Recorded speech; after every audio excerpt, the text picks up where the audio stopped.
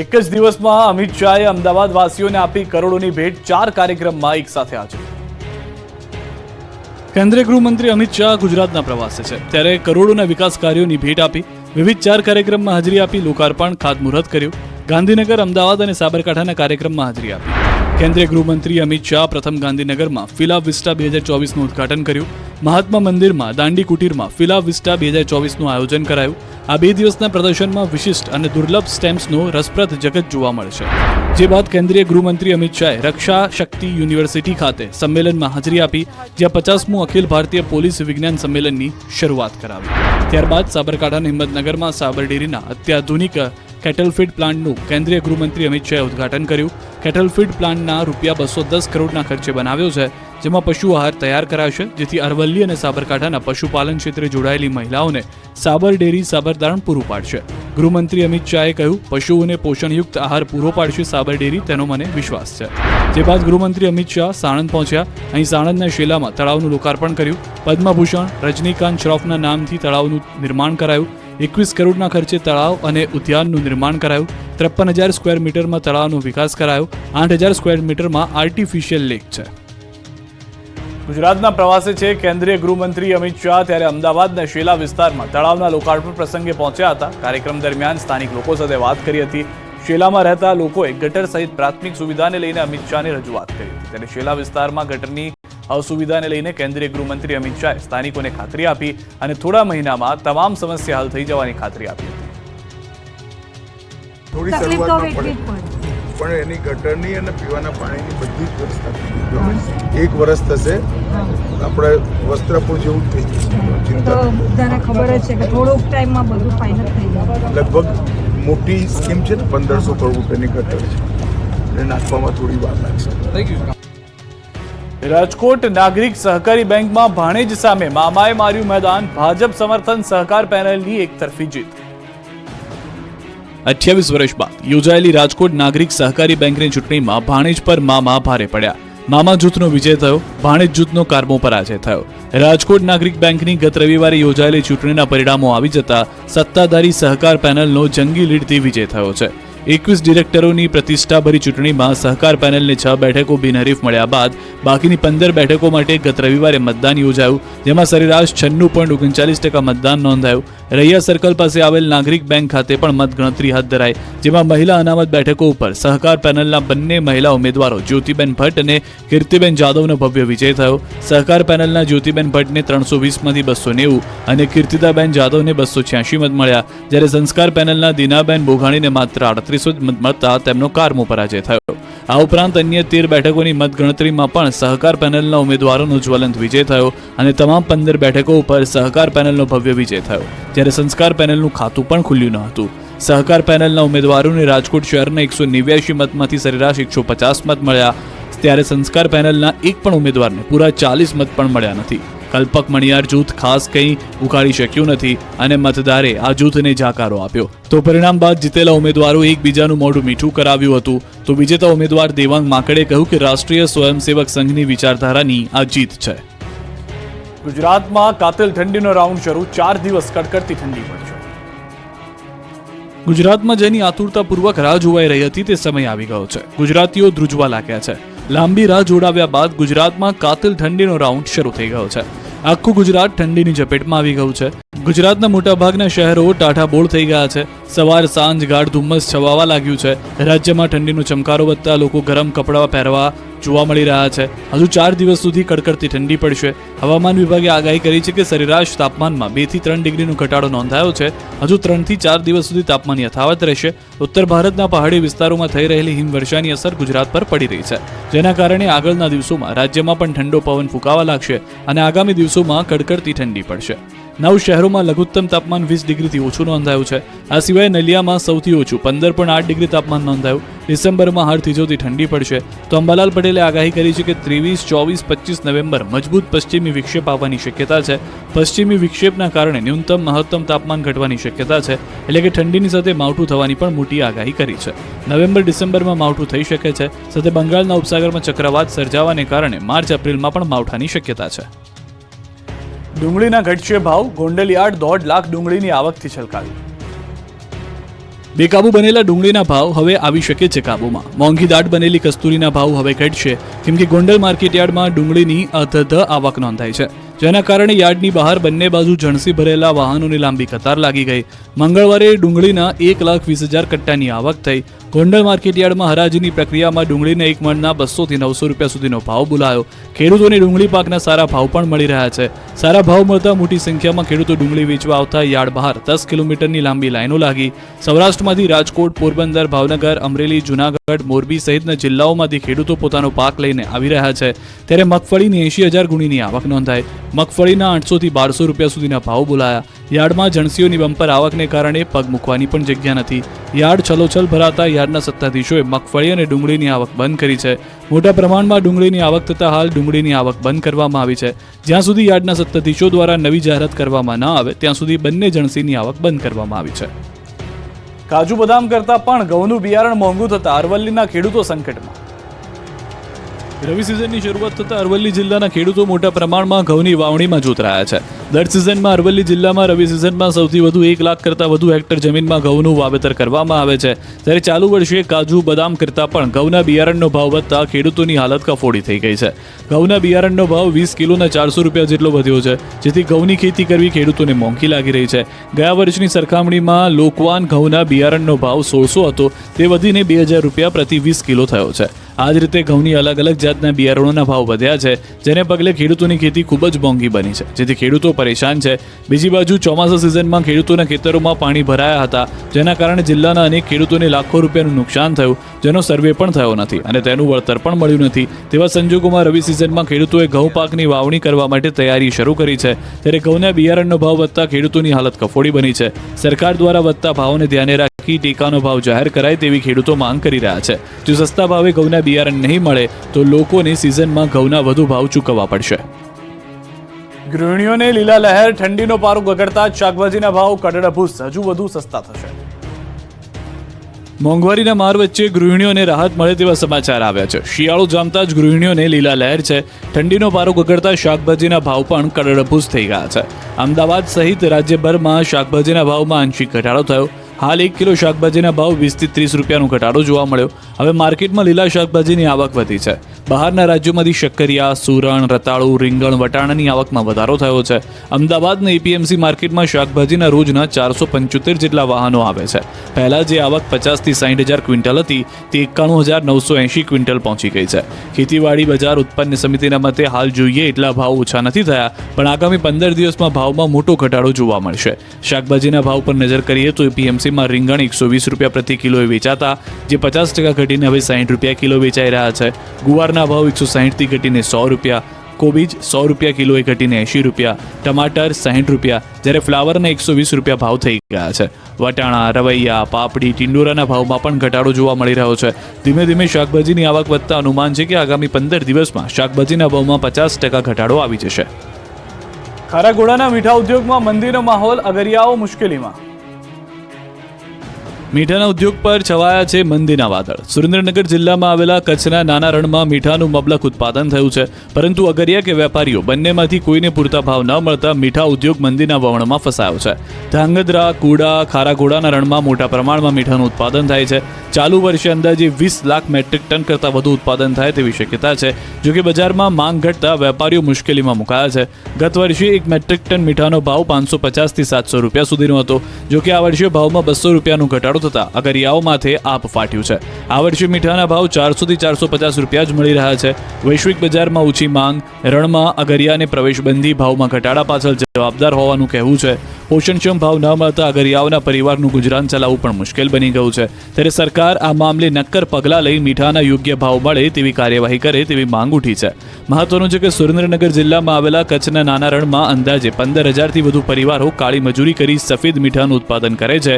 પણ હાલ તો મીઠાના ભાવમાં કડાકાને લઈને જે અગરિયાઓ કાળી મજૂરી કરી મીઠું પકવી લોકોના ઘરની રસોઈને સ્વાદિષ્ટ બનાવે છે, તેમની જિંદગીમાં પણ જાણે ખારાશ ભળી ગઈ છે. દાહોદમાં કેવાયસી માટે લોકોએ રાતથી જ લગાવી લાઈન, આખી રાત ઠર્યા અરજદારો. આ કોઈ બેઘર લોકો નથી, આ કોઈ ભિક્ષુકો કે ગરીબો નથી જે ઘર બહાર વગર રોડ પર સૂઈ રહ્યા છે, પણ આ શરમજનક દ્રશ્યો છે રાશન કાર્ડ કેવાયસીના ધાંધિયાના. તંત્રની પોલ ખોલતી આ તસવીર છે દાહોદની. આખો દિવસ કલાકો સુધી લાઈનમાં ઊભા રહેવા છતાં દાહોદ તાલુકા પંચાયતમાં કેવાયસીના કામ થતા નથી. લોકો કામ ધંધા મૂકીને આખો દિવસ બગાડે છે, લાઇનમાં ઊભા રહે છે, પરંતુ સર્વરના ધાંધિયા અને ઢીલી નીતિના કારણે આધાર કાર્ડ, રાશન કાર્ડ સહિતના કેવાયસીના કામ થતા નથી. જેથી કંટાળેલા લોકોએ દાહોદ તાલુકા પંચાયત ઓફિસની બહાર રાતથી અડીંગો જમાવી દીધો. કેટલાક લોકોએ તો આખી રાત જ કચેરીની બહાર પસાર કરી. 4-5 દિવસથી ધક્કા ખાઈ થાકેલા લોકો ધાબળા લઈને જ અહીં સૂઈ ગયા. આખી રાત ઠંડીમાં ઠર્યા. આધાર, રાશન કાર્ડ સહિતની કેવાયસી માટે રાત્રિથી જ લોકોએ પગરખા મૂકી લાઈનો લગાવી. લોકોએ કહ્યું કે 4-5 દિવસથી ધક્કા ખાઈ રહ્યા છીએ, છતાં કામ થતા નથી. ત્યારે લોકોને સારી સુવિધાઓ આપવામાં આવે તેવી માંગ કરાઈ છે. તો દ્વારકાના ખંભાળિયામાં આધાર કાર્ડમાં સુધારા અને કેવાયસી માટે લોકો ધક્કા ખાવા મજબૂર છે. મામલતદાર કચેરીમાં આવેલા આધાર કાર્ડ કેન્દ્ર પર આવતા અરજદારોને ભારે મુશ્કેલી થઈ રહી છે. 3 દિવસ ધક્કા ખાવા છતાં વારો ન આવતા હોવાનો અરજદારોનો આક્ષેપ છે. કેન્દ્ર પર ટોકન સિસ્ટમથી કામગીરી થઈ રહી છે, ત્યારે અરજદારોનું કહેવું છે કે રોજ ધક્કા ખાવા છતાં તેમને ટોકન નથી મળી રહ્યા. આધાર કાર્ડમાં કેવાયસી અને અન્ય સુધારાઓ ન થઈ શકતા અરજદારો અગત્યના લાભથી વંચિત રહેતા હોવાનો આક્ષેપ છે. તો કેટલાક લોકોના અન્ય કામ પણ અટકી પડ્યા છે. ત્યારે આધાર કેન્દ્ર પર કામગીરી ઝડપી અને સરળ થાય તેવી અરજદારોની માંગ છે. વલસાડમાં એમ્બ્યુલન્સનો દુરુપયોગ, એમ્બ્યુલન્સમાં દર્દીઓની નહીં સામાનની હેરાફેરી. જ્યારે કોઈ વ્યક્તિ બીમાર હોય કે પછી તેને તાત્કાલિક સારવારની જરૂર હોય ત્યારે એમ્બ્યુલન્સનો ઉપયોગ થતો હોય.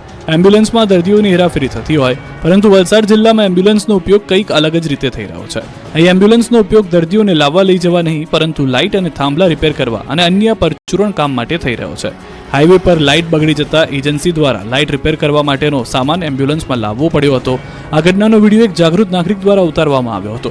આ વિડીયો સામે આવ્યા બાદ એજન્સી દ્વારા એમ્બ્યુલન્સને થઈ રહેલા દુરુપયોગનો મુદ્દો ચર્ચાનું કેન્દ્ર બન્યો છે. પાલીતાણાની ખારો નદી બની પ્રદૂષિત, નદીમાં ગટરના પાણીનો નિકાલ કરતા રોષ.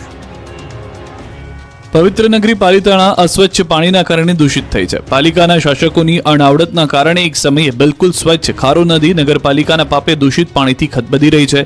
અહીં 24 કલાક દૂષિત પાણી ઠલવાતા આસપાસના 1 લાખથી વધુ રહીશો પર રોગચાળાનો ખતરો ઊભો થયો છે, જે કારણે પાલીતાણાની પવિત્ર ગણાતી નદી પર જોખમ ઊભું થયું છે. ખુલ્લેઆમ 24 કલાક ડ્રેનેજની પાઇપનું પાણી નદીમાં ઠલાવતા નદીનું સ્વચ્છ પાણી ગંદુ બની ગયું છે. ટ્રીટમેન્ટ વગર જ ગંદુ પાણી છોડવામાં આવતા માથું ફાડી નાખે તેવી દુર્ગંધ વચ્ચે લોકો જીવી રહ્યા છે. એટલું જ નહીં, ખારો નદીમાં ડ્રેનેજનું પાણી ઉમેરતા ખેતીમાં પણ ગંભીર જોખમ ઊભું થયું છે. ગામના હેન્ડપંપમાં પણ દૂષિત પાણી આવે છે. નદીમાં ભળતું દૂષિત પાણી આજુબાજુના રહેણાંક વિસ્તારોના તળાવો અને પાણીના સ્ત્રોતો સુધી પહોંચી ગયું છે, જેથી લોકોના આરોગ્ય પર ગંભીર અસર થઈ રહી છે. શહેર કોંગ્રેસના પ્રમુખે આરોપ લગાવતા કહ્યું કે અનેક રજૂઆત છતાં હજુ કોઈ નિરાકરણ કરવામાં આવ્યું નથી. તો આ તરફ નગરપાલિકાના ઉપપ્રમુખ તો ભર ઊંઘમાં છે, જેને વિષયની પણ જાણ સુદ્ધા નથી, પરંતુ આ દ્રશ્યો પૂરતા છે તેમની આંખો ખોલવા માટે. આહવા તાલુકાના 9માંથી 6 કોઝવે થઈ રહ્યા છે પડું. ડાંગ જિલ્લામાં વિકાસ ખાડે ગયો છે, તો તમે આહવા તાલુકામાં રહેતા હો તો કોઝવે પરથી નીકળતા પહેલા સાવધાન રહેજો, કેમ કે આહવામાં 9માંથી 6 કોઝવે પડું થઈ રહ્યા છે. ડાંગ જિલ્લાના આહવા તાલુકામાં કોઝવે જર્જરિત હાલતમાં જોવા મળી રહ્યા છે. બોરખલીથી પાંડવા ગામ સુધીના રસ્તા પર આવતા કોઝવે ઘણા સમયથી જર્જરિત હાલતમાં છે. કુલ 9માંથી 6 કોઝવે જર્જરિત હાલતમાં છે, જેને કારણે વાહન ચાલકોને ભારે હાલાકીનો સામનો કરવો પડી રહ્યો છે. કોઝવેના સળિયા બહાર દેખાઈ રહ્યા છે. લોકોમાં અકસ્માતનો ભય ફેલાયો છે. સ્થાનિકોએ વહેલી તકે કોઝવેનું સમારકામ કરવા તંત્ર પાસે માંગ કરી છે. આ અંગે અનેકવાર રજૂઆત કરી છે, છતાં પણ તંત્ર જાણે કોઈ મોટી દુર્ઘટના સર્જાય તેની રાહ જોઈ રહ્યું હોય તેવું લાગે છે. વડોદરામાં તપન પરમાર હત્યા કેસ બાદ કોર્પોરેશન તંત્ર જાગ્યું અને કડક કાર્યવાહી કરી. વીએમસીએ પોલીસને સાથે રાખીને દબાણ દૂર કર્યા. નાગરવાડામાં પોલીસ અને કોર્પોરેશનની મોટી કાર્યવાહી. કોર્પોરેશને સંવેદનશીલ વિસ્તારમાં પહોંચી લારી ગલ્લાના દબાણો હટાવ્યા. કોર્પોરેશને અનેક લારી ગલ્લા જપ્ત કર્યા. ડીસીપી કક્ષાના અધિકારીઓ બંદોબસ્તમાં હાજર રહ્યા. તપન પરમારના મોત બાદ મોડે કોર્પોરેશન જાગતા ઉઠ્યા છે અનેક સવાલ. કોર્પોરેશનની કાર્યવાહીથી લોકોના ટોળા પણ ભેગા થઈ ગયા હતા, પરંતુ જેટલા પણ વિસ્તારની અંદર ગેરબંધારણીય મકાનો હતા કે જે દુકાનો હતી, લારીઓ હતી, તે તમામ વસ્તુઓ ઉપાડી લેવામાં આવી છે. તપન હત્યા કેસ બાદ કોર્પોરેશનની આ કાર્યવાહી જોવા મળી રહી છે. વેરાવળમાં દબાણકર્તાઓની ખેર નથી, ફરી શરૂ થયું દાદાનું બુલડોઝર. વેરાવળમાં દબાણકર્તાઓ પર ફરી બુલડોઝરવાળી કરવામાં આવી છે. ગીર સોમનાથ જિલ્લાના ગેરકાયદે દબાણો પર દાદાનું બુલડોઝર ફરી વળ્યું છે. વેરાવળના બંદર રોડ પર મેરીટાઈમ બોર્ડની જગ્યામાં કરવામાં આવેલા દબાણો પર બુલડોઝર ફેરવવામાં આવ્યું હતું. આ જગ્યાએ કેટલાક લોકો દ્વારા દુકાન સહિતના બાંધકામો કરી દેવાયા, જેને લઈને તંત્ર એક્શનમાં આવ્યું અને મેરીટાઈમ બોર્ડની ઓફિસથી બંદર ગેટ સુધીની જગ્યાઓમાં બુલડોઝર ફેરવીને દબાણો દૂર કરવાનું અભિયાન હાથ ધર્યું. આ અભિયાન માટે 5 જેસીબી અને 20 ટ્રેક્ટર સહિતના સાધનોને કામે લગાવવામાં આવ્યા. સાથે જ અંદાજે 80 જેટલા લોકો પણ આ અભિયાનમાં જોડાયા છે અને તે 2 દિવસ સુધી ચાલશે. આ પહેલા પણ સોમનાથના ઇતિહાસમાં સૌથી મોટા ડિમોલિશનની કામગીરી હાથ ધરાઈ હતી. શંખ સર્કલથી ત્રિવેણી ઘાટ સુધી નાના લારી ગલ્લા રોડ પરના દબાણો દૂર કર્યા છે. વેરાવળમાં 150થી વધુ દબાણો દૂર કરાયા છે. ડિમોલિશનની કામગીરીમાં 36 જેસીબી મશીન અને 70 ટ્રેક્ટર ટ્રોલી કામે લાગ્યા હતા. લગભગ 1500 પોલીસ કર્મચારીઓની હાજરીમાં દબાણ હટાવાયું. પાટણમાં મેડિકલ કોલેજના છાત્રના મોતથી ધાંગધ્રાના જેસડા ગામમાં શોકનો માહોલ, તો આરોપીઓના રિમાન્ડ પણ મંજૂર. પાટણની ધારપુર મેડિકલ કોલેજમાં આશાસ્પદ પુત્રના મોતને લઈ પરિવારજનો પર આભ તૂટી પડ્યું. અનિલના મોત બાદ પરિવારે એકનો એક પુત્ર ગુમાવ્યો. મૃતકના પરિવારમાં અનિલ સૌથી નાનો હતો અને તેને 2 મોટી બહેન છે. એક બહેનના ફેબ્રુઆરીમાં લગ્ન છે. માતા પિતાએ કાળી મજૂરી કરીને દીકરો ડોક્ટર બને તે માટે 6 લાખ રૂપિયા ભર્યા, પણ કુદરતને કંઈ બીજું મંજૂર હોય તેમ મેથાણીયા પરિવારના એકના એક દીકરાનું અકાળે મોત થતાં પરિવારજનોમાં હૈયાફાટ રુદનથી સમગ્ર જેસડા ગામમાં શોકનો માહોલ જોવા મળી રહ્યો છે. મૃતકના મમ્મી, પપ્પા અને બંને બહેનો આઘાતમાં છે અને અર્ધબેભાન હાલતમાં છે.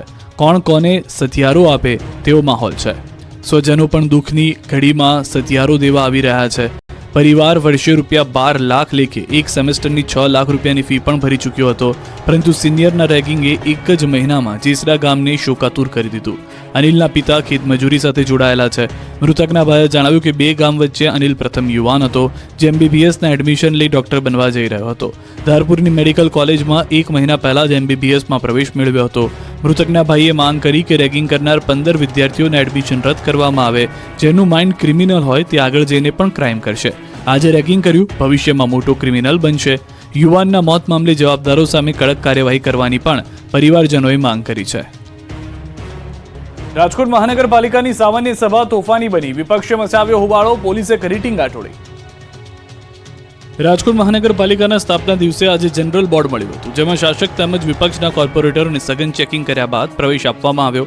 પ્રથમ પ્રશ્ન ભાજપના કોર્પોરેટરનો હતો, જેમાં અડધો કલાક જેટલો સમય વીતી જતા વિપક્ષના નેતા વશરામ સાગઠિયાએ પોતાના રોગચાળાના પ્રશ્નનો જવાબ દેવા હોબાળો કર્યો.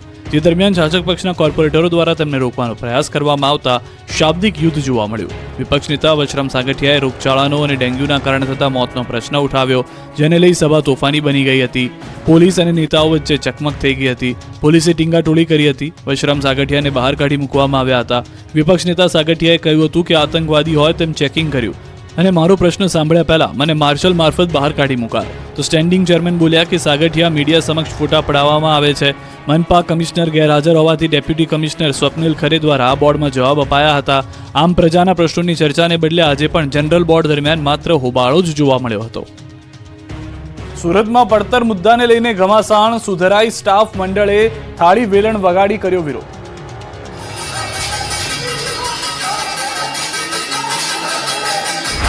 કઈ આ રીતે સુરતમાં પાલિકાની ઓફિસ થાળી વેલણના રણકારથી ગુંજી ઉઠી.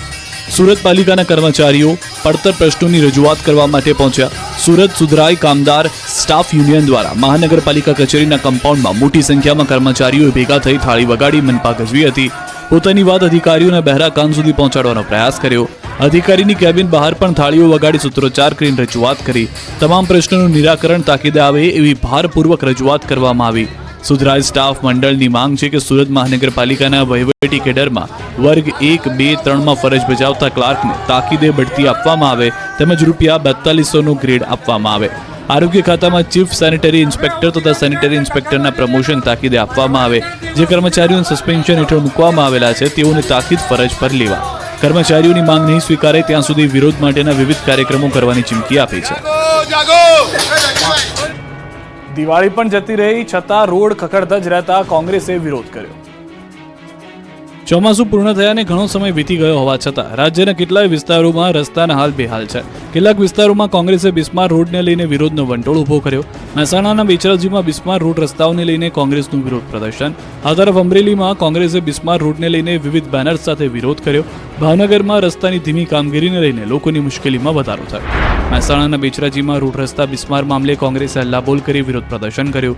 છેલ્લા કેટલાય સમયથી રોડ રસ્તામાં મોટા ખાડા પડવાને લઈને વાહન ચાલકોને હાલાકી પડી રહી છે. હાલાકીથી બહુચરાજીના પૂર્વ ધારાસભ્ય ભરતજી ઠાકોર અને સ્થાનિક કોંગ્રેસ કાર્યકરો એકત્ર થઈ બેનરો સાથે વિરોધ કર્યો. બહુચરાજી મામલતદાર કચેરી પાસે રોડ પર બેસી વિરોધ પ્રદર્શન કર્યું. મામલતદારને ત્વરિત આ રોડના સમારકામ થાય તેવી માંગ સાથે આવેદન આપ્યું. તો અમરેલીમાં કોંગ્રેસે બિસ્માર રોડને લઈને વિવિધ બેનર સાથે વિરોધ કર્યો. વડિયા કોંગ્રેસ નેતા, કાર્યકરો અને આગેવાનોને બેનર્સ લઈ ભાજપ વિરોધી નારેબાજી કરી. છેલ્લા 2.5 વર્ષથી વડિયાથી બાટવા દેવળીનો રોડ બિસ્માર હોવાનો કોંગ્રેસ કાર્યકરોએ આક્ષેપ કર્યો. વિરોધ દરમિયાન કોંગી કાર્યકર્તાઓએ જય શ્રીરામના નારા સાથે રામધૂન બોલાવી બિસ્માર રોડ બનાવી આપવા માંગ કરી. ભાવનગર શહેરમાં મુખ્ય 2 પ્રવેશદ્વાર પાસેથી વર્ષો